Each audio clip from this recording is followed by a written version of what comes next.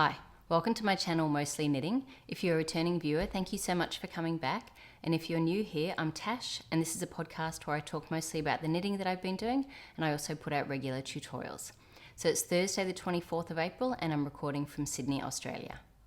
I have two finished objects to share this week, one of which I'm wearing, and this is the Lulu Slipover by Petite Knit, and I knit it out of the recommended yarn, which is Sandnes Garn Peer Gynt, and the colour is Charcoal Melange, which is the one that you see in the cover photo. There are also some photos in like a beige colour as well, but this is the main pattern photo. So the biggest difference that I made in this is that I did a crew neck instead of a turtleneck. I just picked up the same recommended number of stitches, but just knit a lot less rows and then did a tubular, two setup rows and a tubular bind off. And I'm happy with that. I think it will be more wearable. And I think I like the look over like a collared shirt coming out as opposed to a, this isn't for me though. And I actually feel like this is probably more to the preference of my friend Amy. It's a gift for her. So it is actually going to look a little bit big on me too, because I have a 32-inch bust and Amy has a 37-inch bust. So I knit the medium size. So it is a little big on me, but it will be fine on her because we've tried it on her. And in fact, we tried it on to make sure the length was right. So I did actually knit it to the recommended length. I just wasn't sure if that was going to be long enough, but it does look like it will be. And I've sewn on the buttons, everything, and it's blocked. So I'll just show you. It's got this, so it's actually one piece, and these are functional buttons. I did do the buttonholes. I'll talk about that in a second. I got gauge, so you can see it is a little big on me, but it will be fine on Amy. And for her blouse will probably come a little bit further, and it will sort of sit a little bit wide, like a little bit more like that on her, I'd say, and get like a little bit more blouse underneath, if that makes sense. And you've got this really lovely split on the side because you only have the two buttons at the top. And I don't know if you can see, I'll just show you the back. Yeah, I'm just so happy with how it came out, and I hope Amy likes it.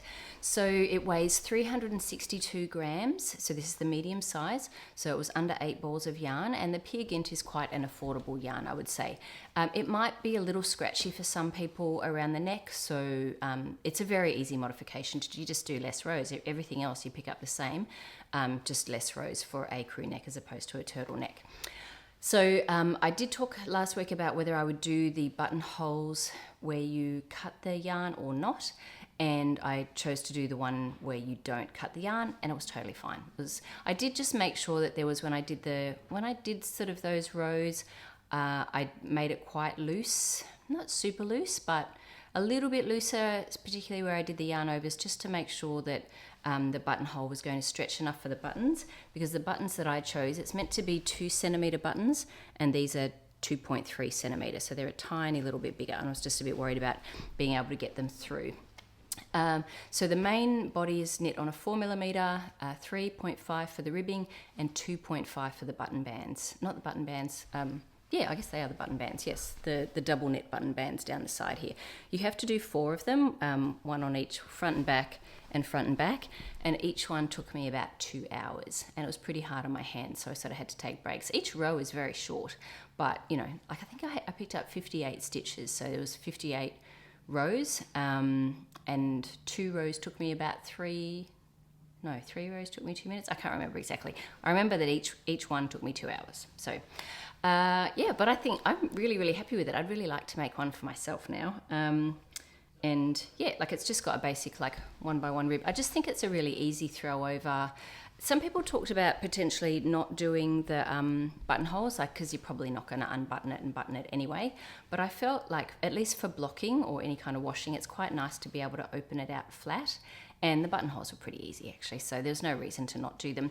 Oh, one thing I will mention. So I used to have trouble finding Petite Knit videos, and I don't know if you've ever had this, but I'd go to her website and then I'd go to video, and then I'd be trying to find the video on the specific technique that she talks about in the pattern, but you actually need to, I'm sure most of you know, but maybe just in case you haven't knit many of her patterns or you haven't realised, like me in the beginning, you actually go to the pattern as if you're going to buy it, and then you've got the pattern information, and then there's a thing that says video, and I'll just put a picture up here of what that looks like. So each pattern has all of the videos linked there, so you actually go to the pattern as opposed to Petite Knit videos on her website. And that's where I found that quite interesting, is that this pattern is more recent as a pattern as opposed to the champagne cardigan, which is the one where I cut the yarn. And in that video for the double knitting for the button bands, you do cut the yarn. Obviously, as she's progressed, or as Petite Knit's progressed, or the person who does her videos, they've realised, okay, or someone's realised, Petite Knit's, someone's realised you actually don't need to cut the yarn. And so the newer pattern, which is this one, for the button bands, the video, you don't cut the yarn. And perfectly easy to follow. I was very happy with that video, but I would just suggest if you're making the champagne cardigan and you don't want to cut the yarn, all you have to do is go to the Lulu Slipover videos and follow those instructions for the buttonholes. Yes, hope that's clear. And yeah, really happy. I think it's actually a really quick make. And if you like vests, I think it's actually, I like it even more than a standard vest, because I just really I like these big open sleeves, and I like that sort of split feature. I think it just modernizes the vest. I think a vest can come across as a little bit old-fashioned maybe, and I think this look actually just sort of updates it. So yep, that's my first finished object. My second finished object is another Oslo hat, and I knit this out of Cardiff Cashmere in the colourway 709 Life, and this yarn was gifted to me by Cardiff Cashmere as a collaboration with Yarnacopia. This is by far the most luxurious Oslo hat that I have made. I'll put a photo of myself wearing it up there. It just looks like most Oslo hats. That's sort of, because the cashmere is quite drapey, it's sort of the brim sort of wants to just keep rolling down. Actually, I'll just show you like that. The brim keeps wanting to roll down, but on the head it sits nicely, just like all the others. So the pattern itself is quite straightforward. I think this is maybe my 9th or 10th one, but this is definitely my most luxurious. It's beautifully soft. I knit it, it has a 23 stitch gauge. I cast on 112 stitches on a 3.5mm needle, and I did a provisional cast on, and I managed to get it out of just under 2 balls. So it weighs 48.8 grams, and I have a pair of penny gloves that I also made out of the same yarn. So that was part of what was gifted to me from Cardiff Cashmere. I had 4 balls, and I've made the penny gloves and this, and then I've got almost a whole ball still left of this colorway. So you could actually, I think you could pretty easily get penny gloves and an Oslo hat out of 3 balls.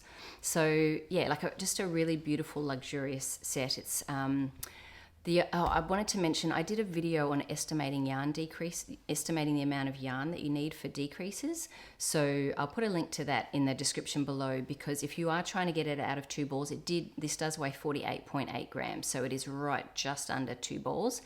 So you might, particularly if you're trying to make sure you get enough in the length, you might want to be estimating how much yarn do I need to save for the decreases. So I've got a video on how to work that out, like with a little formula.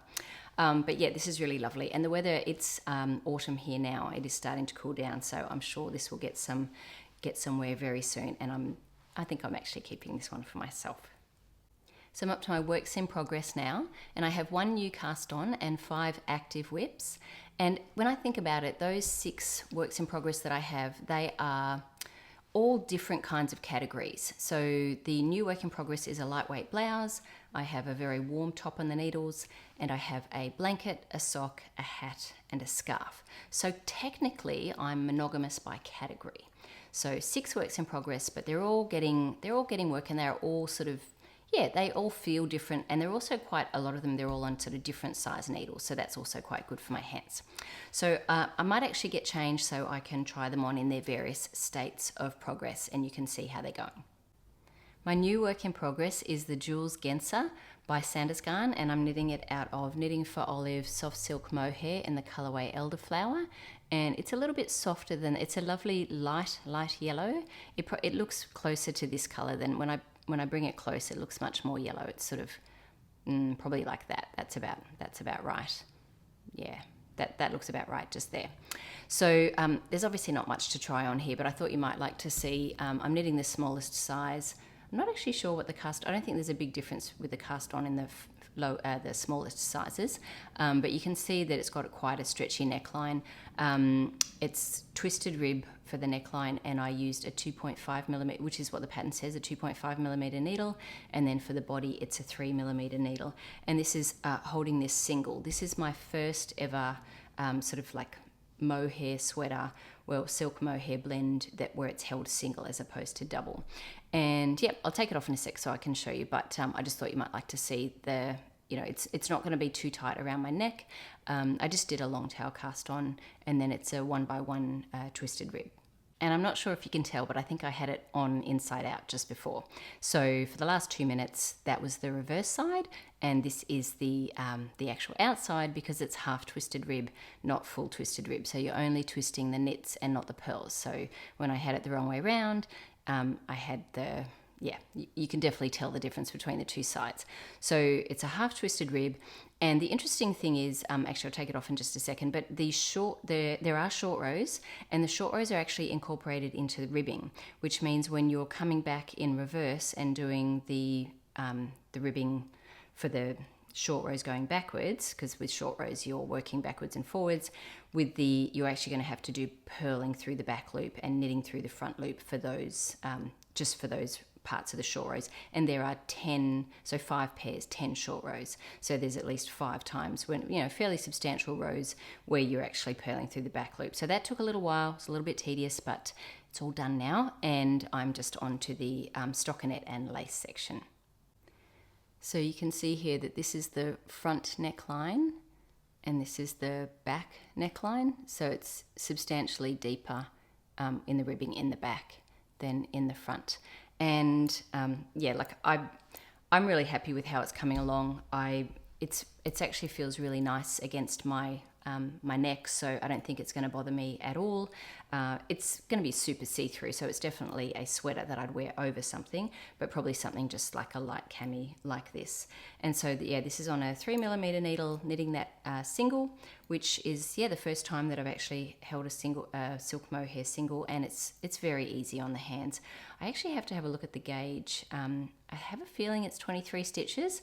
I have no idea. I haven't even knit a gauge swatch, but I figured because it's top down in the round, I'll just sort of, it's meant to be quite oversized. I'm knitting the smaller size, and again, I forgot to write down what size, what actual bust measurement that is, but I'll put it down below. If I need to make it any bigger, I'll just do more increases. I'll be able to tell, because there's a fair bit of stockinette in this, I'll be able to tell as I'm working whether whether I need to sort of, do more increases or cast on more stitches under the arms. Anyway, very happy working on that. Obviously not a lot now, but I'm happy that the rib's done and that it's mostly lace and stockinette, so it should be pretty easy knitting now. And this is part of the Butter Yellow knit along with Liz and Paige from their podcast, Liz and Paige, and Jessica and Rachel from Those Twins Who Knit. So they're hosting the knit along, and I'm just participating, and it's giving me an opportunity to work with yellow, which I don't often work with, but this colour just really appealed to me. So so that's my first new work in progress.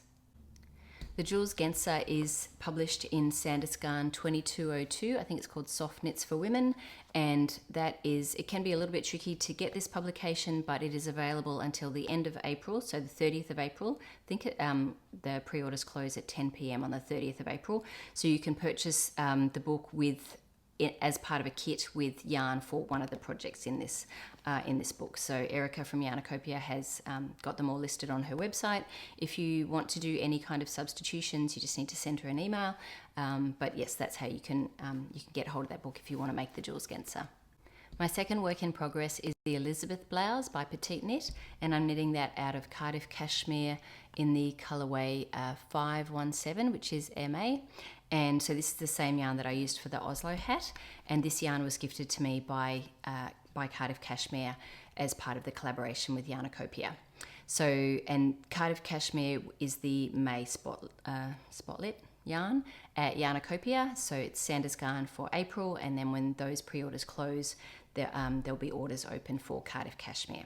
So this I've actually made quite a bit of progress on this, and I'm really, really proud of myself because I did the double knit bands. This I'm knitting out of 2 needle sizes smaller than the pattern recommends, but a fairly, what I think is pretty standard for this yarn for me, 3.5mm needle, 23 stitch gauge. So that is the pattern gauge, but I needed 3.5mm needles rather than 4mm needles to get gauge. And but the button band was done on a 2mm needle. So yes, much smaller there, but I'm really happy with how that has come out. I was a little bit sort of unsure with this little section here, but I've sort of woven in the ends, and like it's very clever design. And I wasn't too sure about this sort of collared design for a top, but I'm really happy with it. And because my row gauge is a little bit shorter, so the row gauge is meant to be 8 rows per inch, and I'm getting 9 rows per inch. What that did was actually raise this up a little bit, so it's not quite as deep a V for me. I have actually blocked it. I don't know if you can see a line. I blocked it at this point because I actually realized that because of my row gauge, even though that brought this up, which was good, I liked that, it also brought, like, it just meant all of this was up a little bit higher. So I felt like it was going to be a little bit too tight under the arms. And for my size, which is the smallest size, I think it's 35¼ inches, the cast on under the arms is 8 stitches under each arm. And so what that does is it actually gives me a little bit of wiggle room to, because it's a raglan sweater and I hadn't reached the yoke depth that I wanted, I just did 2 more raglan increases. So that gives me 4 more stitches for both the sleeves and the front. And so then I just cast on 4 stitches under the arms instead of 8, and then I'm still on the same stitch count. So if you know you need a little bit more raglan depth, you can just sort of continue going that way and then cast on less stitches under the arms. If if your raglan depth is like if your yoke depth is a bit short. Likewise, if it's a little bit long, you might have to sort of stop a little bit earlier and maybe cast on more stitches under the arms. Anyway, raglans are very sort of, they're easy to adjust for your own, particularly for your own row gauge. So yes, I'm just delighted. So I'm knitting in the round now. I'm really happy with that because I'm wearing this as a blouse, not a sweater. I'm really happy with that depth because I'm not going to have anything on underneath this aside from a bra. I've put, obviously for modesty's sake, put a cami on underneath it, but I just feel like that is a perfect kind of depth. Like it's not too high, but not too, like it's not plungy at all. And now I've just got to work down the body. So this is like my super happy place for knitting, especially like knitting with this yarn. It's absolutely beautiful to work with and it's lovely against the skin. So I'm going to work down the body, and then obviously I'm actually going to make long sleeves. This is going to be it just feels like, I don't know, the style is a long sleeve and I think it would look good as a long sleeve. So there's still a fair bit of knitting. I think I've knit 3 balls so far. So it's got this collar. I've knit 3 balls and I've got, I've got at least 7 more. So I don't think I'm going to, they were really, CARDIFF CASHMERE were really generous and made sure I had enough because it's just not the kind of thing you want to run out on, obviously. But yes, I'm really, like, there's still a fair bit of knitting. The yardage is really good on this. It's 25 grams, it's 112 meters. My next work in progress is the Essential Blanket by Unravelled, and this is part of a kit that was sent to me by Unravelled. And I'm making the throw size, and I've just finished the first colour. The colourway sort of set that I got is called Calm, and it has 3 colours. I'm on to the second colour, and so it's 4 balls in each colour. And this yarn is called Uno, and it's an alpaca, merino and polyamide blend. And yeah, it's really lovely. I'm knitting it on a 5.5mm needle. And I've just put it on a long one so I could actually show you. I haven't blocked it yet. I think it will actually block out even bigger because obviously it's garter stitch, so it's super stretchy. And so yeah, I'm on the second colour, and then that's going to be my third colour. And they have kits available in sets. So this is the one that, this is actually for my daughter Mia for her new place. So this is the one that she picked, but I think that's actually a really lovely combination. So one thing that I sort of found interesting, because this project is just the same, like it's garter stitch with 3 I-cord edges, a 3-stitch I-cord along the edge. I actually timed myself. I wanted to sort of see how long it would take me to knit a row or to knit sort of a section. So each, and also just like, how, I don't know, I just found it kind of interesting timing to sort of work out the timing of how much knitting time there would be in making this blanket. So I weighed the yarn before and after starting a row, and each row takes 1.6 grams, which is, I guess, for one ridge is 3.2 grams. So I worked out that that's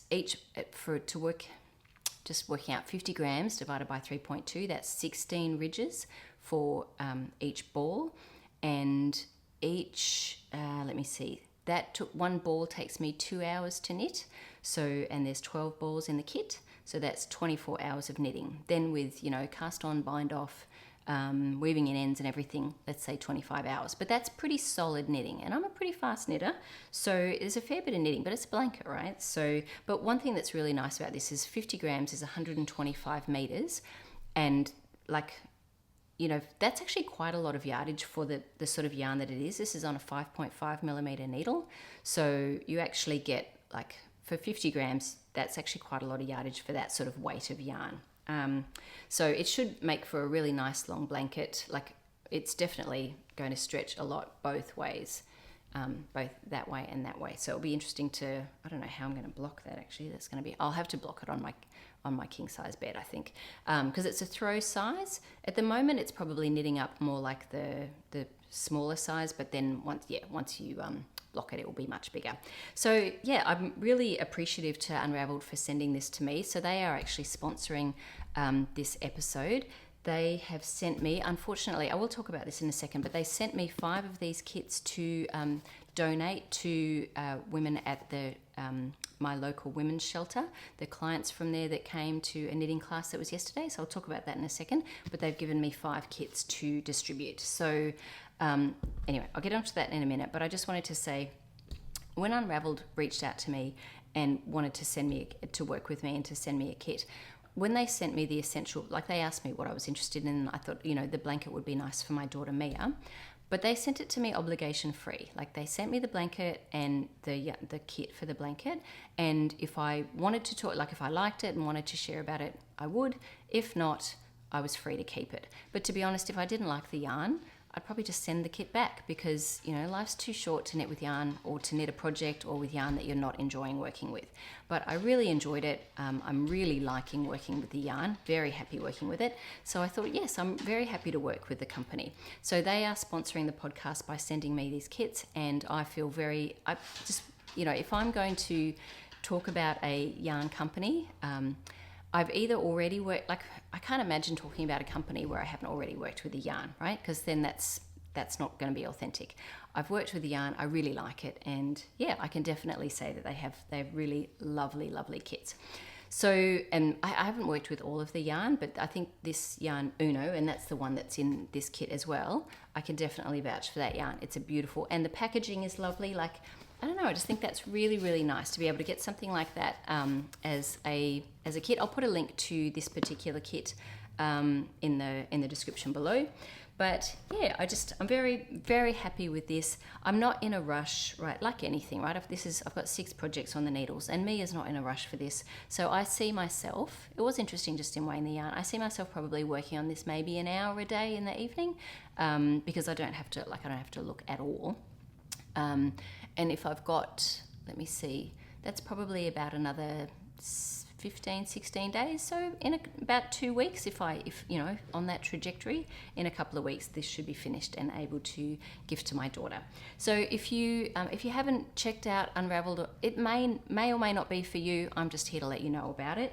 And if you do think you might want to buy one of the kits, if you use the link in the description below and use the code mostly-knitting10, you'll get 10% off your purchase price.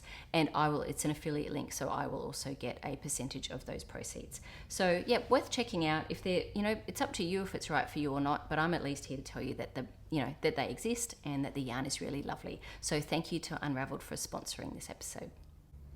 I have 3 more works in progress to show, but I thought I'd just throw in just a little bit of personal stuff here, which is very much knitting related. But I mentioned that I had the class with the clients from the women's shelter.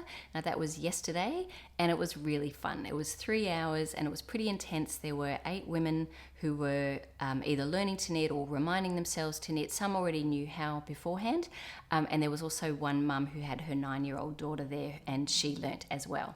So yeah, it was really fun, and it was really lovely to watch some of the people who already knew how to knit a little bit, helping the person next to them, because there's obviously only one of me for me to get around.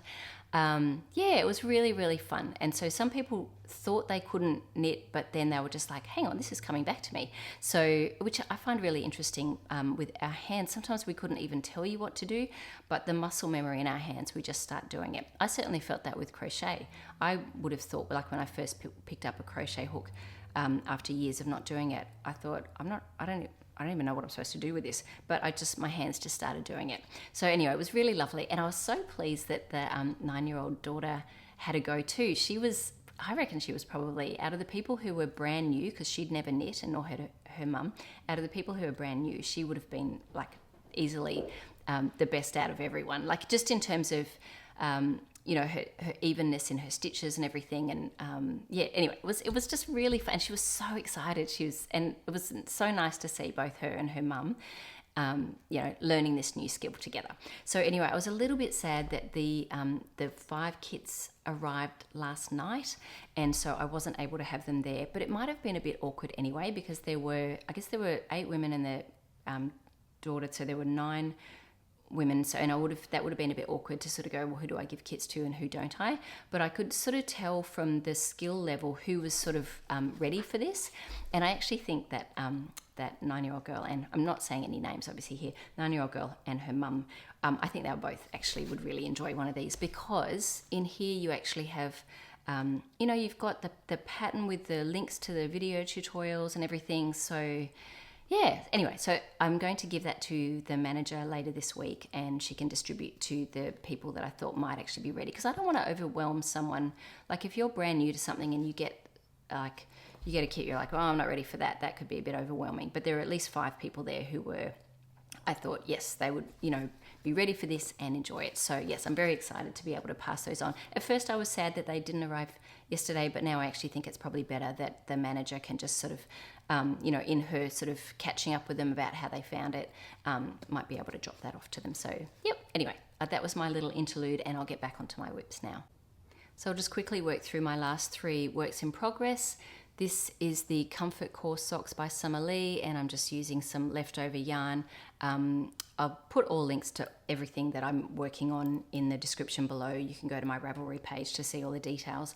But I've finished the gusset decreases. I'm at the point now where I'm just seed stitch on the top, stockinette on the bottom, and I've got to knit a little bit straight, and then I'll be doing the arch support. So I've got to sort of be trying it on a little bit to work out when I actually start sort of the arch support ribbing. So I probably have to do this at home for a little while, just so that I can sort of try it on to work out where I need to be to start the ribbing. And then of course with the second sock I'll do it the same as the first. So that's my first sock.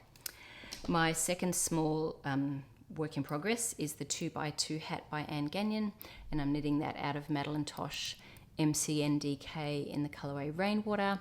And I have made a little bit of progress on that, because this is my walking knitting, so I've been able to do a little bit of walking, and obviously 2x2 rib. This is just easy knitting. I actually need to just take a quick look at the pattern to see how much more I need to knit before I start the decreases, but that's going to have a folded brim, and I did Judy's Magic cast on for tubular cast on, and then turned it into a 2x2, which I did a little tutorial on. So that's coming along, and I actually am going to show you my Sophie scarf, because I did a tiny bit on it. I should have put a marker as to where I was. I think I was maybe about there. Yeah, maybe only about there, and I went for a walk. So that marker is the marker that helps keep me on track. I think that's probably where I was at the start of the walk, and then I did about that much. So I actually was thinking, I was a bit, not that into this Sophie scarf by Petite, that I wasn't really sort of, because I made a whole big shawl of it. But I just thought, you know what, I need to, if I don't grab it, it's never going to get finished. And I don't like the thought of whips just sitting around. So I thought, look, whether I work on this or I work on this on my walk, what's the big deal? Just make some progress on this. And I was so happy that I did, because this yarn, this is Sandnes Garn Alpaca Silk. And I bought this yarn, it was like 1 ball left at the yarn shop. And so it was heavily discounted because there was only 1. So people were probably like, what am I going to do with 200 meters of alpaca silk? Well, I'm going to make a Sophie scarf. So I'm knitting this out of the standard needles, which is 3.5mm needles, and I'm holding the yarn double, and it's so soft. It's just, that is going to be absolutely beautiful. So I'm very happy that I pulled this out, and I am actually going to do this on my walking. But I do have to be careful because I'm holding it double.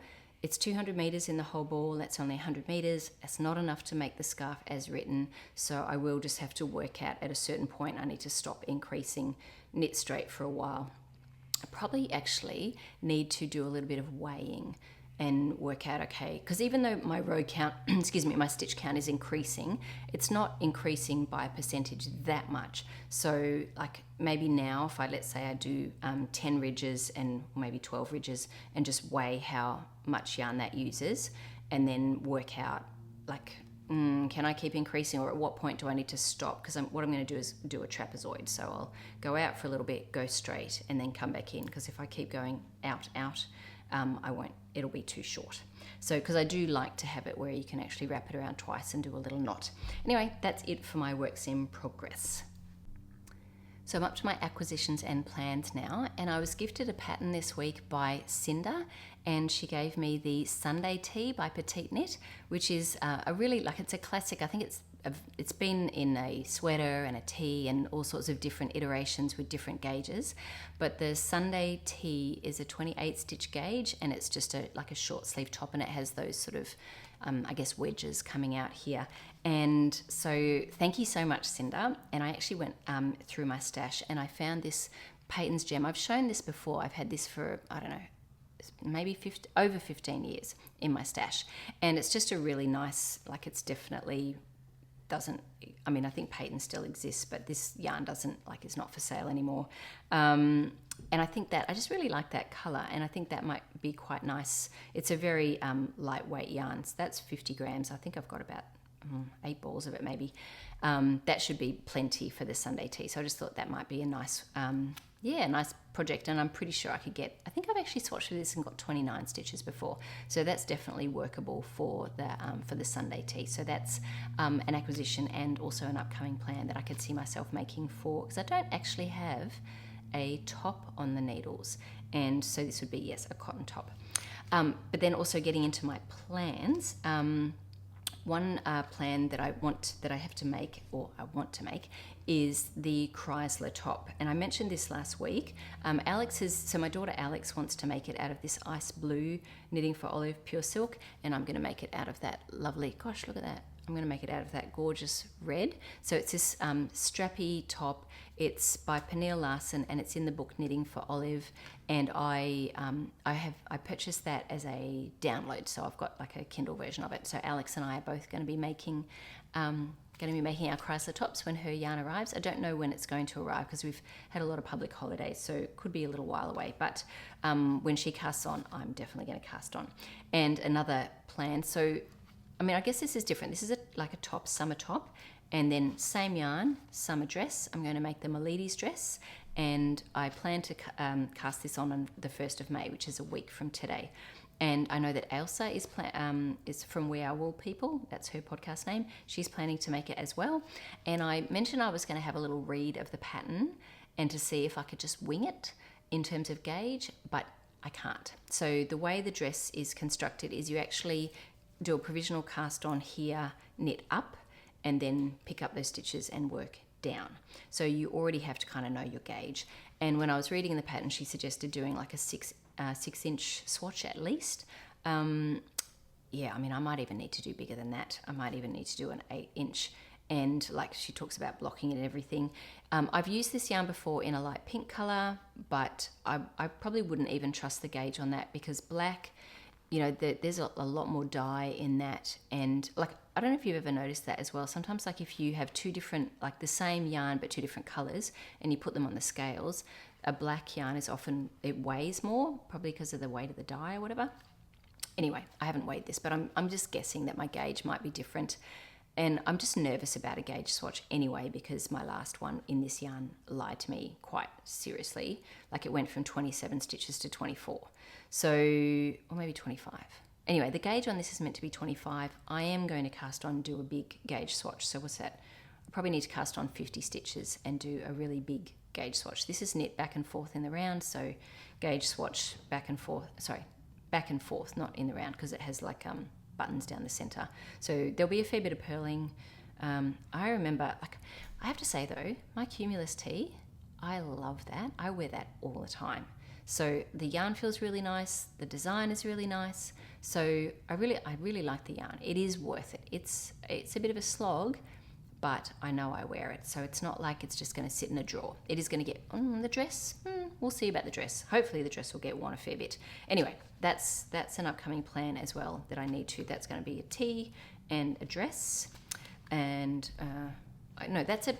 So just in terms of my monogamous categories, this is a sleeveless tank. This is a dress. This is a tee. So very different, technically. So those three plans. Also, cardigan, different. So I want to make the Eva cardigan, and I don't know where I put it. I gotta go for. I've shown before this gorgeous spring green Madeline Tosh sea glass yarn to make. And I also have, so this for the Eva cardigan by Petite Knit, I also have the recommended yarn and colour Peer Gynt in this navy. And yeah, I don't know which one I'll start. I feel like I might want to start with a navy one. I don't know. I was talking about steeking it, but I don't know. I don't know. I just know I want to make so many things I want to make. I want to make the Eva cardigan. I don't have enough, I love my champagne cardigan. I reach for it all the time. So I definitely want more cardigans in my wardrobe, and I don't have one on the needles. So I don't know if it will be this week, but I'm definitely going to cast on the Eva cardigan, either out of this or the sea glass. Will I steek it? Won't I steek it? I'm not sure. I know why. I don't know that I want to steek it with this, because obviously with steeking, you need more yarn, right? Because you've got to have the extra fabric that you're going to then cut. I only just bought the right amount of yarn for it, and I'd be very nervous about running out. So if I was going to steek it, I'd probably do that with this Madeline Tosh sea glass, because I have plenty of that, whereas I only just have it. I don't know what, this is actually really inexpensive. Like, comparatively, Peer Gynt is a very affordable yarn. I'm not sure why I only bought exactly the right amount and why I didn't buy a safety ball. Anyway, that was a bit of a mistake, but too late now. Other plans, a vest. So 2 vests. I'm going to cast on one, I'm not sure. I've mentioned this before, so if it's really repetitive, you can just zoom me forward. But this, and I forgot to mention this though, this is I want to make the Emery vest by Johi Locatelli. And Johi just put out a recent knitting journal, and like I've already bought this pattern, but I love Johi, I love her patterns. I just think she's just I haven't met her in person, but she comes across as so authentic and beautiful. And so I just feel like knitting one of her patterns at the moment. But this is going to take a lot of brain power. There's a lot going on, charts and things. And so the yarn and I just love this color too. The yarn that I'm going to use is Hosgarn Titicaca and Hosgarn Super Soft. So this is in Sweet Pea, and this is in, I can't remember, Heather Rose. But I forgot to mention, the gauge in pattern is 17.5 stitches on a 5mm needle. So I have enough yarn for this. I plan to hold this double because it's meant to be with Shelter, Brooklyn Tweed Shelter, which is quite a very plump yarn, that with a mohair. So, and I'm holding it with a lace weight alpaca, which is definitely lighter than a mohair because there's 400 meters in this ball. Sort of similar to the alpaca Folger True by Sandnes Garn. So yeah, so that is probably not going to add as much heft as a silk mohair. And holding this is quite thin. There's 250 grams, 287 meters. So I'm going to hold it double, but 2 of this and 1 of this is probably a bit lighter than Shelter and a silk mohair. So I have to have a think about what size to make. And I don't want to swatch. So I think it's meant to be 0 to 4 inches of negative ease, I think. The smallest size I think is 31.5 inches, but I think my gauge is going to be a bit tighter. You know what I'm going to do? I'm going to just knit a stockinette swatch on this just to see kind of just like fabric wise, do I like it on a 4.5mm or do I like it on a 5mm, and just get an idea of what the gauge is in stockinette. I know that's not the same as in pattern, but it will give me a bit of an idea of what I think. Like Shelter by itself would be on a 4.5mm would be usually 18 stitches. At a mohair, maybe 16 in stockinette.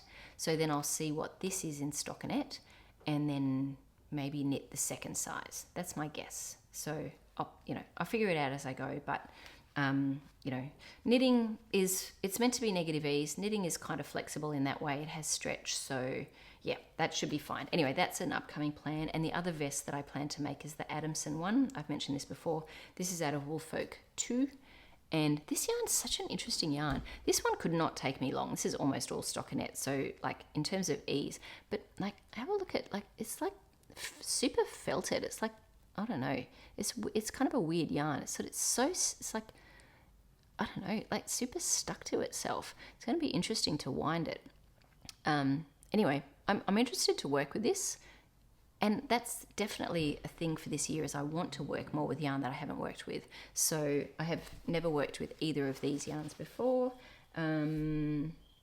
Yes, so that's new. Obviously I've worked with a Peer Gynt before, but it's cardigan. Don't have many cardigans. So anyway, the Adamson vest by Rui Yamamuro, I think. So that one's an upcoming plan. Do I dare have two vests on the needles at the same time? That could be rebellious. Anyway, that's a plan.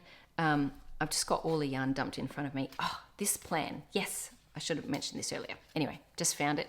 The Cardiff Cashmere Prime. This was sent to me as part of the collaboration with Yarnacopia. I'm going to make the... Oh, I've got to grab my swatch though. One sec. Right, so I blocked my swatch. This is the Cardiff Prime held double. And this was on a 4.5mm needle. This was on a 5. And this was a 5.5 and a 6. Look at that crazy middle stitch there. Anyway, I've decided quite categorically that the 5mm needle is the needle of choice and the fabric of choice. So, and that gauge was 19 stitches. So I'm going to make the Cumulus Blouse O-neck by Petite Knit, which has an 18 stitch gauge, but 19 stitches, 18 stitches, that's going to be fine for something like this. And especially because it's a raglan construction, so I can just, as I go, try it on, block it on the needles, and then, just work out for fit. I plan for it to be like quite an oversized. This is so soft. Oh my goodness. Anyway, that's just going to be my complete, absolute luxury piece. And I'm definitely going to cast that on this week. So all of these are coming up soon, but as to order, this one, as soon as Alex's yarn arrives and she casts on, I'm going to cast on with her. This one is definitely May the 1st. This one will be this week, because now that I've blocked my swatch and I know what I'm going to make, that's ready to go. And what else? I know this is like ridiculous. It's way more than I can possibly, but I'm just so excited. I don't have a wool jumper on the needles, so I could probably have like 50 categories that are all technically different. But anyway, these two, the Sandnes Garn Sunday, that's the same colour actually. That's the same colour. What's it called? I think it's Night Sky or something, 559. Oh, they look different, don't they? Oh, look at that. They're both 5591. This is Peer Gynt and this is Sunday. Oh, so interesting. Anyway, to my eye, yeah, this one's definitely darker. The Peer Gynt is definitely darker. Anyway, these are the actual colours for the Lyon sweater by Petite Knit and another Petite Knit. But anyway, I do like her patterns. They fit me well. They're easy to make. Mostly stockinette. That's my happy place. Anyway, I don't know when I'm going to start this, but I really want this in my wardrobe for this winter. So if I want it in my wardrobe for this winter, I'm going to have to start it soon. So that, and the last one is I just want to do a swatch for it. That's the Illimani Armley yarn for the Rubinia by Anne Wenzel. And so I just want to, at least this week, even if I just wind it, because I've got a pin board in my office now. I'll take a little photo of it. I've got a pin board, so I'm pinning up my swatches and things, and a little clip of the my projects to remind me what I'm actually making and my upcoming projects. So I'd like to do a swatch on that and have that on my pin board. So yes, anyway, and it's kind of a good palette cleanser as well, or something. Even though I've got a lot of very basic knitting, sometimes I just feel like knitting a little swatch, and it kind of inspires me for the next project. So I think that's it. That's my upcoming plans, which is like insane, but that's all right. It's all good. Now I just realised that I haven't done my friend from the vault segment in my last couple of episodes. So I do have a little one now, but I might be running out of friends. I do have, so my friend from the vault segment, if you're new here, is where I show you a knit that I made earlier. And I have been knitting for like every day pretty much for almost 20 years. So I definitely have a lot of friends from the vault, but I've shown a lot over the last couple of years of this podcast. But I actually just grabbed this one off the couch because I thought you might like to see it. It looks dreadful. It is pilling so badly. I made this in 2016. So it's a blanket that has been on the couch for the last, I guess 9 years. So I guess you'd expect some pilling, but look at that. This is Umaro by Jared Flood. And I knit that out of Cascade 128 Superwash. This is the second time I've made this pattern. It's quite a nice pattern actually. And I knit it on 6mm needles, and I used just over 9 balls. And so it's a good size blanket, but I don't really enjoy, I don't like having a blanket with such, it looks nice and decorative, and it used to look nice before all the pilling. But it's actually problematic in terms of not super warm because of all the holes. So it's a heavy yarn, but it kind of annoys me with all the holes in it. So I thought I'd show you. It is it looks gorgeous, and it was an enjoyable knit, but I don't I just, it doesn't seem to, I think it looks nice before it was pilling, it looked nice as a throw over the couch, but it hasn't even been I guess it is 9 years old, but even still, that's pretty bad pilling. So I can't say I recommend Cascade 128 Superwash. It's not the nicest, and it probably does need to get, I don't know, I reckon it's probably time for it to become a nice blanket for the dog, because it is superwash. It can actually go in the washing machine. Yeah, now I think about it, I think we have a dog, Gus, he's 14. I think he would enjoy this blanket. He's so funny. He actually really likes having a pillow. So he has a big cushion from an old couch that's a huge cushion that he sleeps on, or on somebody's bed. I think my bed is the only one that he is not allowed on.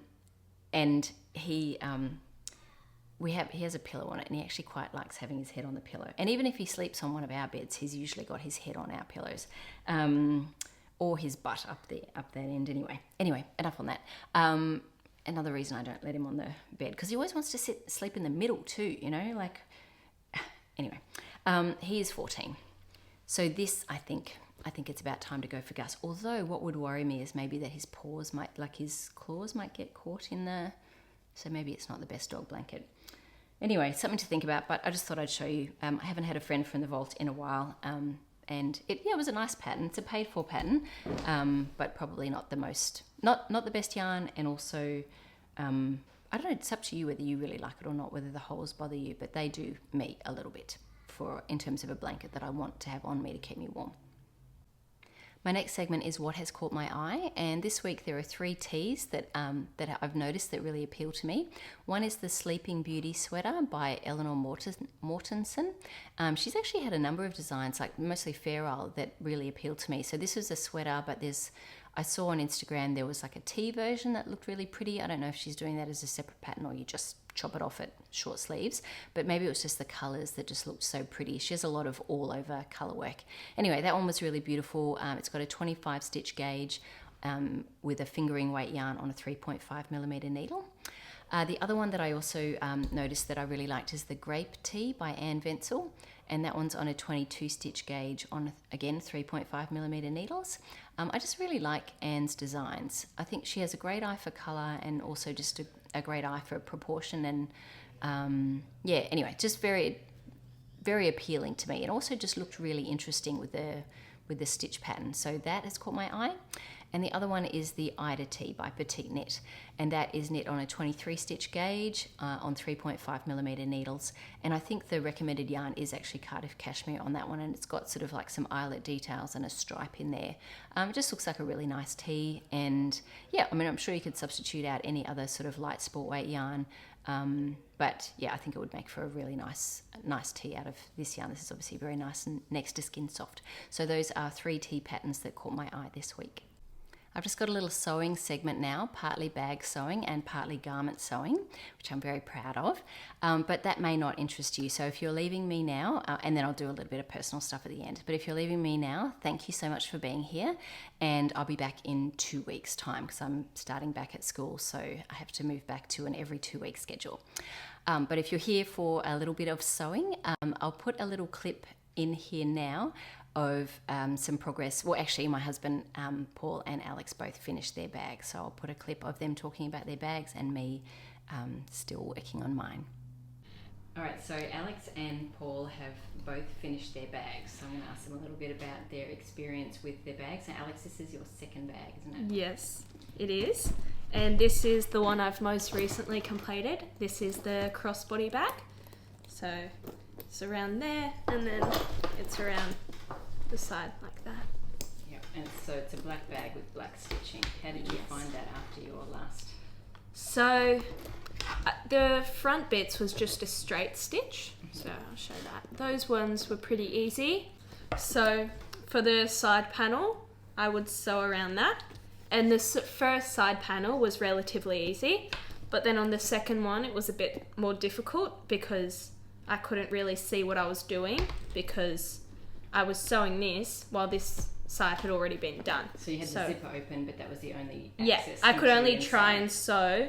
So I'm trying to do the bottom and I'm trying to like look through the bag and like figure out where to put it in. Okay, but you managed in the end. It's done and I really like it. So it's beautiful. Can we see your first bag as well? Actually, how's that holding up? So you finished that a few months ago. Yeah, I have, and I use this every day. That's your Abbey Lock bag? My Abbey Lock bag, yes. And I keep in it, like it fits everything. My computer, my keys, my AirPods, my deodorant, my perfume, my lip balm. Yeah, I do have everything in there. AirPods. And my AirPods. Yeah, it's looking really good. Yeah. Very nice. Okay, so do you want to make another one? Yes. Have you already picked it out? Yes, I have. What's the name of it? It's the pink Kelly bag. Okay. The pink Kelly crocodile bag. Okay, that's your next one, huh? Yes. Excellent. And how did you find the videos for this one? I found they were pretty good. Like with along the top, that bit was pretty self-explanatory. And then around the sides as well, it was pretty self-explanatory. You so sew it was more around just the technical bit, the actual sewing at the end. Yeah. It was a bit tricky just getting your hands in there. Yeah. But and it came with the handle. All of the stitching on the handle was already done. Okay. So that was good. Excellent. Yes. Go Dad. All right, Paul, this was your first bag. My first bag.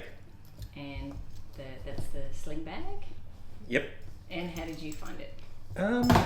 Well, I had a lot of help. I was able to do the stitching. Really struggled with threading the needles, and sort of getting started was kind of tricky for me. But I had help. I think it helped that we had done a bit of stitching beforehand. Yeah. Absolutely. But the videos on this, how did you find the video? The video was 2 minutes and 22 seconds, to be precise. And it was more like stills, wasn't it? Yeah. Yeah. So it was a bit tricky. I think if this is your first one and you're not sort of super crafty, which I definitely fit in, it would be a bit tricky. So I suggest having somebody who's done it before with you. Yeah. Or maybe search up. Other people have made this bag and done videos on it. So I think we found one of those later on. We did. And that had a little bit more information in it. So. Yeah. But from memory, he had a lot of tools which I don't have. Anyway, we got it done. Yeah. And that was. I think I stitched the same part 3 times. And you still didn't run out of. No. I had heaps, and I think we still had a spool left over. But yeah, once I got going, I mean, it's pretty straightforward even for somebody like me. Only made a couple blobs. I made a couple blobs, but it looks really good. It does. No, it does. Yeah, it does. Fantastic. Look at those. That's because we. Just put it down a little. Yeah, I think it looks really good. It's because we undid the blobs. So, and most of the stitching, like a lot of the stitching is actually done on the inside. Oh yeah. So, so that's sort of holding it together, and then we've sort of turned it inside out.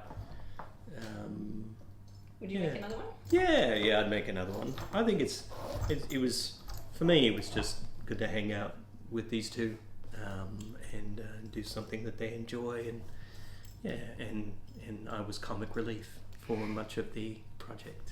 We were all good company for each other.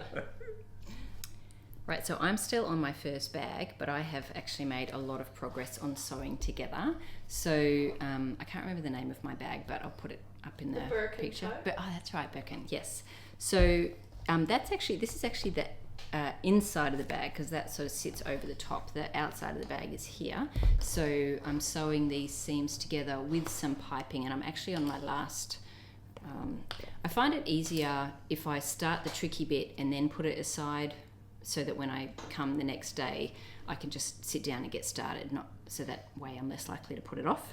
And it has been really lovely doing it with Paul and Alex. That's been the most fun bit. But now I'm by myself sewing again. So yes, I need them to have some other bags so I have some company, because I still have to finish this. So this bit here, this is probably the trickiest bit, where it's fine now, it's just a little bit tricky in the beginning, but then I've got these two layers. This is quite thin, but this layer and the piping in between, so I'm working my way down. But like once I'm here, that's only probably, well, I don't know, half an hour, not a lot to go there. The tricky bit, or the more involved bit, will be putting the base on. So I've already done the base, but I've actually got to sew it on. I don't know which way, it doesn't matter. And I've got a whole big bunch of piping.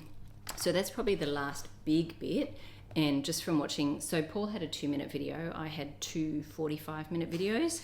So there's quite a lot in this bag, but a lot of it's sort of showing the same thing again. So let's thread the needle again. I'm like, okay, I got that one. Although, mind you, sometimes I do need a reminder. Then, so I've got to sew this on the bottom, and that does look quite tricky. And it was a bit involved turning Paul. Actually, it wasn't too bad turning Paul's bag inside out. I don't know you did it. Yeah, but you're with me. It didn't take too long. But this one, when I was watching on the video, her turn it inside out, that looked like it really looked quite awkward. So I'm not looking forward to that bit, but that's okay. So I've got to do the bottom bit, and then this envelope thing just gets sewed onto, I can't remember, this is the like inner pocket, gets sewed on one of these, that side, I think, there. And then that will be, I think that's it. There's probably just like a little bit of last little bit of, embellishment stuff on the end, like when you've still got a few extra pieces. I don't know what this is here, but I'll watch to the end and figure that out. But yes, I'm actually almost done, but I do feel a bit sad that I'm going to be sewing solo for a little while. Yes, maybe I just need to get Alex in here knitting, or maybe Paul in here knitting, maybe just to keep me company, because I don't want to sew alone. All right, anyway, I'm really happy with this. Now Mia's bag is over there. Mia, if you've seen her before on the podcast, Mia has a lovely black bag, but she works full-time. She's at uni full-time, works 3 days a week in IT, and tutors. So she has very little free time. So I'm not sure when she'll have, so she could technically be sewing with me, but she's super busy. She's actually at a youth camp. She's got a week off this week from uni, and she's down doing a youth camp all week. So yeah, she doesn't have a lot of free time. Anyway, that's enough of me rambling. I am very much looking forward to finishing mine. It's going to be like bizarre when I actually finish and I can actually start using it. But I've seen Alex walking around with hers every day for the last few months, so I'm keen to get mine done. So anyway, that's me, and I'm very grateful. Dad's keen to wear his. Yes. So yeah. Anyway, it's been really fun, and I think probably my most favourite bit is just doing it together. So those bags were sent to us by Babylon Leather, and they have been so much fun to make together. I'm a little bit sad about making the rest of mine on my own, but Paul and Alex already have plans for a new bag, so I just need to get in touch with Babylon Leather and order a couple more, because Paul is going to make a satchel. I'll just show you a picture of what his next plan is, and Alex has a pink bag in mind. I think it's the Kelly bag. I can't remember. Anyway, I'll put a picture of it. So that's upcoming for them. For me, I just need to get on and finish my Birkin bag. So until Paul and Alex receive their bags, I'm just going to have some podcasts for company while I finish off my bag, at least until they receive their new bags. So if you're interested in trying one of the Babylon Leather bag kits, I think at the moment they've got 20% off. And then if you use my code Mostly Knitting, you'll get an extra 10% off. So it's been really fun for us. We've really loved making them, and I'm excited to actually get mine finished and start using it. So yes, anyway, so hopefully you found that interesting, and if you think you might like one, the link is in the description. You can click on that link, and that is an affiliate link, so I will receive a small percentage of the proceeds if you purchase using that link and that code. Up to garment sewing now. I have actually done some garment sewing, and I started when I first sort of decided, because I haven't done any sewing for a while, or at least not very much, and I used to sew all the time, and probably for the last 4 years I've maybe made 3 or 4 things, and I've done a bit of mending, like my dad's pajama pants. I'd hem them, or fix something, or that was like I've made a number of Ogden camis, and sometimes the straps would come apart, so I'd fix those. But in terms of actually a brand new sew, I just felt a bit overwhelmed with what patterns do I have, what fabric. I've sort of lost touch. And then every time I've gone to sew, I've just done sewing adjacent stuff. I've just gone like, let me just organize my patterns, and let me just organize my fabric, and let me catalog my patterns, and then not actually sewed. And then I thought, you know what?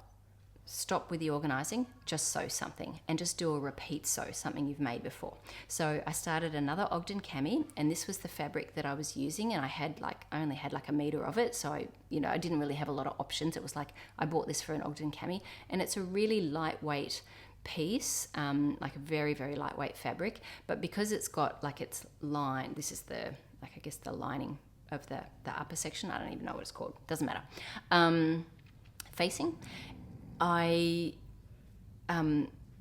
usually can wear this without a bra, which is really nice. I actually really like these tops. I think I've made 5 or 6 of them. But I went to do the loop turning of the straps, and my loop turner broke. And I was like, I finally cut stuff out, and then, got myself going, and then my loop turner broke. But then here's one I actually bought some, and it arrived, and so I have actually managed to turn this one. But I think I'm going to redo it anyway, because I just find those straps a little bit too thin. So I'm actually just gonna make them a little bit bigger and do it again. Anyway, I've got plenty of fabric. Doesn't use much fabric, that one. But anyway, that's still a plan, because I do have all of these pieces cut out, and I'll just redo this with a slightly wider strap. And I do have new loop turners. They arrived in the mail. Although the one that I bought from Spotlight, like the little clippy thing actually clips, whereas the ones that came in the mail, the clip thing doesn't actually clip. But I did manage to turn this without it actually clipping, so maybe that's not essential. Anybody who knows, is that like a defective product that if the clip doesn't clip? Because I got 4 of them and none of them clip. So anyway, moving on. I sewed something. I sewed this. So this is the Ryan top by Whitney Deal, and you can probably see it's a little bit snug on me. It's a really lovely, I've got it in this Swiss dot fabric. I will later take it off and show you. Yes, I'll show you in a minute. Like, I don't know if you can see. Swiss dot's so lovely. It's just got like little black spots. And this pattern used such little fabric, and it's super long. The only thing I haven't done is hem it. So, but one thing I found a little bit confusing about it, it said that it just said seams are 1/4 inch for the yoke, neckline, and something else, and 1/2 inch for the side seams. And I don't know why, but I actually sewed these shoulder seams at 1/2 inch instead of 1/4 inch. But now I think about it, if it said 1/4 inch for the yoke seams, this is part of the yoke. So anyway, which is probably why it's sitting up a little. It's probably sitting 1/4 inch up a little bit too tight. And I also feel like it's just a little bit, it's got these lovely gathers. I'm actually really proud of did a good job with the gathers, did my understitching, so there's the facing, did my understitching. I did not top stitch the yoke. I just felt like felt that actually just makes it a little bit more casual. So I just, of course, understitching is essential. It sits really nicely.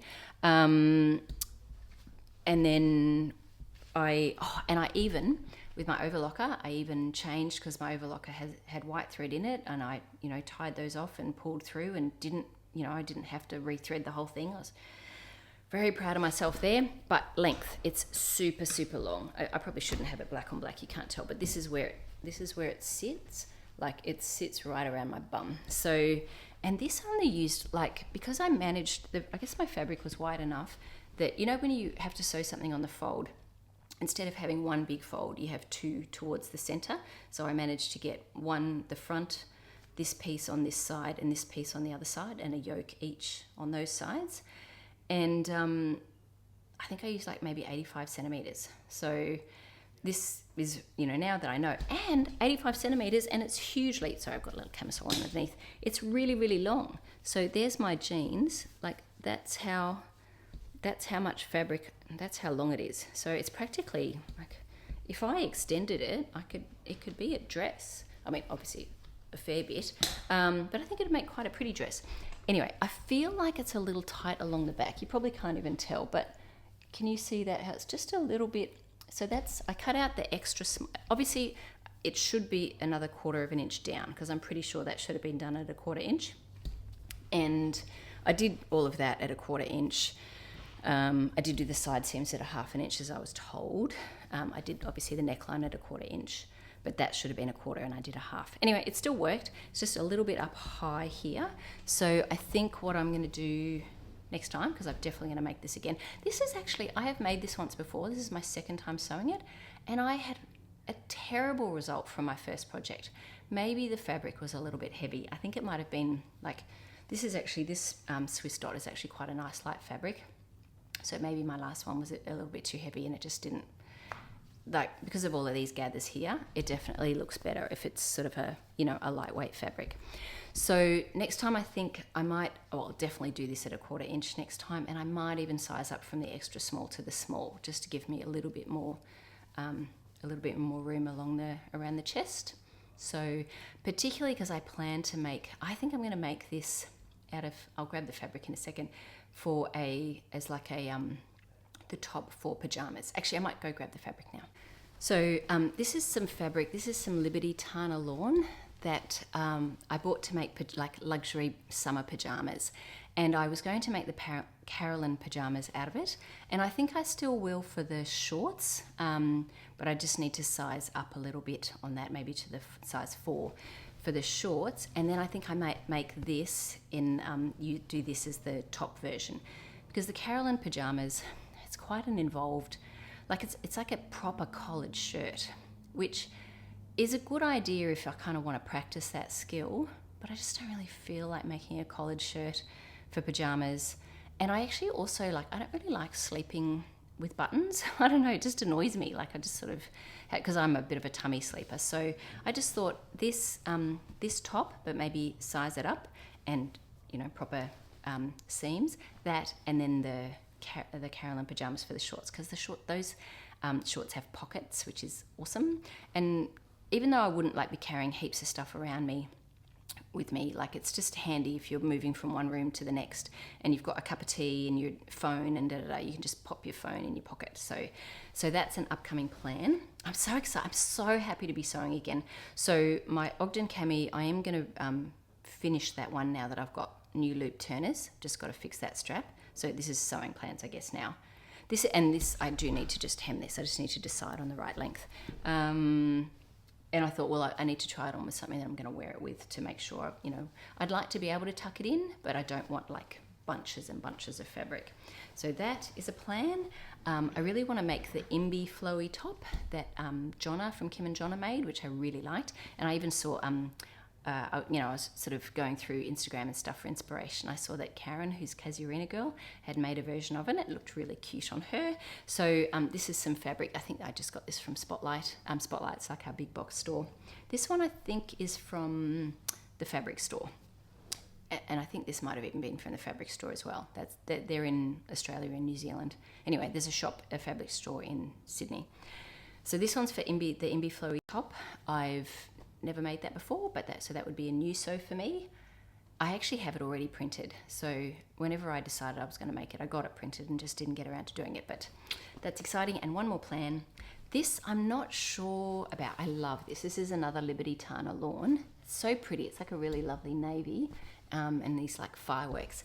This will either be pajamas or I was actually thinking another Xeria dress. That's Xerea by Pauline Alice. I've made a number of versions of that, and I have actually made this before in Liberty Tana lawn, and it's really nice. It's a lovely light dress, so I might make, I've got 1.5 meters of that, I might make that as well.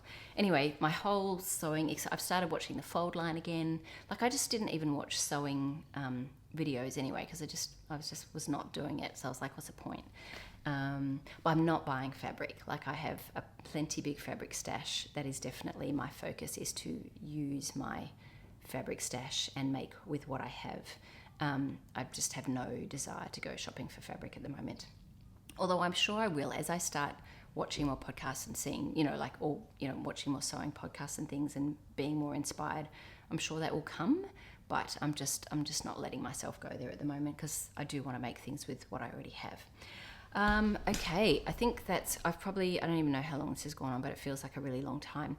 But I'm just going to quickly talk about upcoming plans, and then just very short personal stuff, and then I'll head off and you can head off, and well, you might already, I guess if you haven't head off, you're listening to me. Anyway, sorry, being silly. My plans, I have this idea for May. Have you ever done Me Made May? It's a sewing thing, and I've done it over a number of years, where you try to wear something that you've made every day for the month of May, and if you have it in you, you post something on Instagram. And I know I did that. I actually did it every day, maybe back in 2019 or something, and it was a mixture for me of things I'd sewed, things I'd knit. Anyway, so I think I might do that for May, and I don't know if people would be interested or not, but I thought I might do just a what I'm wearing. Instead of posting it on Instagram, I might do like a little 5 to 10 minute max video, like a vlog May. Whether I could actually do that would be really low edit though. The only way I could possibly do that is if I didn't do a lot of editing. So there would be no scenes of me making coffee or wandering from here, there to there, or it would just literally be me. This is what I'm doing today. This is what I'm wearing. This, and maybe a little bit of information about it. Just like a little bit, Anyway, I was thinking about maybe doing that for the month of May. And I've thought about that for the last couple of years. But 2 years ago, my dad had just passed. So, in fact, his 2-year anniversary is coming up on this Saturday, April the 26th. So 2 years ago, I was just in heavy grief. Couldn't imagine doing anything like that in May. Last year, I was doing my professional development all these holidays, and I was just so overloaded with work at the time. Couldn't imagine it then. But this year I feel like, I could maybe do it. So anyway, just would love to hear if you think that's kind of interesting, whether you would watch vlogs in May, whether literally just 5-10 minutes max on what I'm wearing, because that's probably all I'd have time for, or whether, I don't know, people are just over vlogs in that sort of way. Anyway, that's a thought. Other than that, yes, I think that's it. So if just a little bit of, if you may have already left if you're not into all of this. The personal stuff now, really quickly. We had trivia on Thursday night. That was really fun. We are so bad. It just makes you realise how... But then I guess it's just it's trivia, right? So if you know it, you know it. If you don't, you don't. It's not like it's, not something essential that you really should know. Although, mind you, question 2 was what island is Jakarta on? Yes, Jakarta. And I couldn't remember it was Java. And I just feel like I should know that. That's just basic geography. I should know that. Anyway, I didn't, and I felt stupid. But, ignorant. I felt ignorant. So sometimes I guess that happens. Anyway, it doesn't matter. It was fun. That's the main thing. It was fun. And what else? We had Easter weekend. That was really lovely. We actually watched church at home online on Friday morning, and then we went, my husband and I went on Sunday, and it's just, we have a really lovely church. My kids, 2 of them, Mia and Zach are down for their youth camp. Zach for his final year for year 12 as a participant, and Mia's doing tech down there. It's really lovely when there's really great outlet for the kids. And yeah, it's just been nice having time home with family, just nice having an actual holiday. And I already mentioned the knitting class yesterday, that went really well.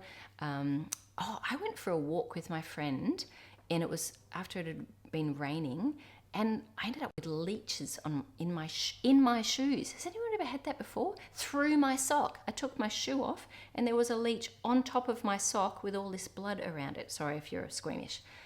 Yeah, and like that was 10 days ago actually, and like the spots where the leeches were are still a bit itchy, so I don't know. Anyway, it's just on my feet, it's fine. But been doing lots of walks, catching up with friends, going out for dinner. It's been really nice.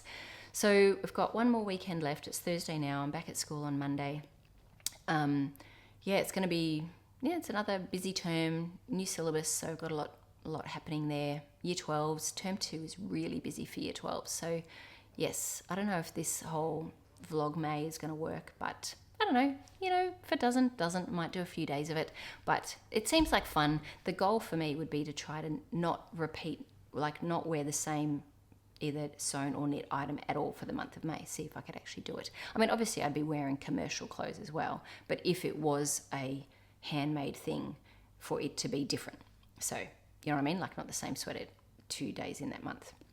Anyway, that's it. Yes, I should probably go now. It's probably gone on way too long. Thank you so much for being here. And I guess it will be 2 weeks before I still plan on doing these regular updates, but yeah, maybe next Thursday. Next Thursday is the 1st of May. That might be my first one. That one actually will be kind of the most insane day because I start teaching at 7 in the morning and then I'm at school till 7 p.m. for parent teacher. So I'd have to be up really early. Whatever I'm wearing is going to be comfortable, that's for sure. Anyway, hope you've had a lovely Easter and like a lovely break if you had one. Yes, and I'll be back soon.